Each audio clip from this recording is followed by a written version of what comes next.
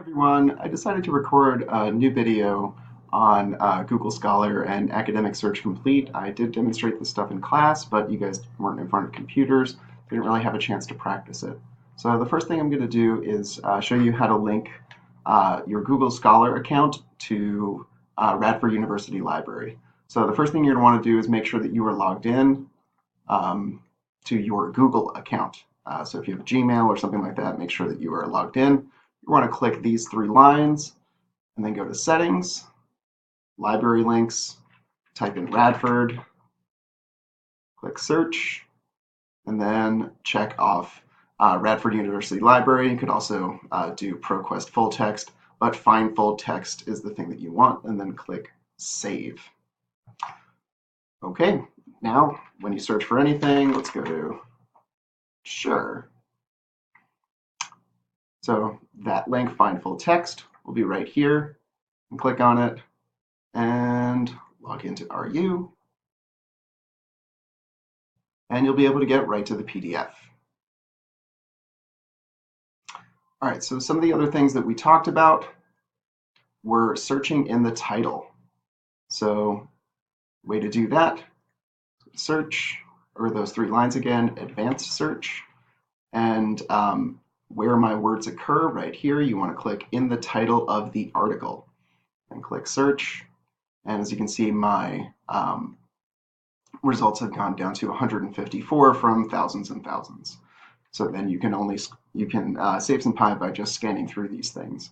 So as we talked about in class, just searching titles can really restrict and it might leave out some important results that you would otherwise get with a wider search.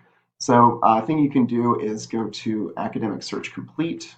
So going to A to Z databases, A to Z databases again. Luckily, this is right here on the first page. And let's see, maternal depression and attachment. So maternal depression, maternal depression, and attachment.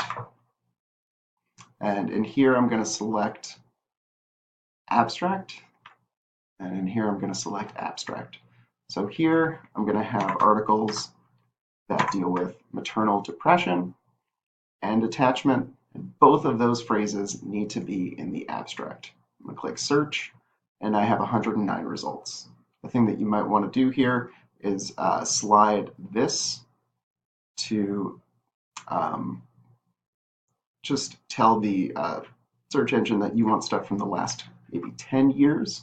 That'll narrow that down a little bit further, though it will eliminate some of the older articles that might be important for you if you were trying to describe where the literature used to be. You can also do this in Google Scholar by going here and going to custom range. Let's say we're going to 2008. All right, those are the things that we went over in class. If you guys have any questions on literature searching, please let me know. If you have any questions on the assignments that are done, please just shoot me an email. Thanks.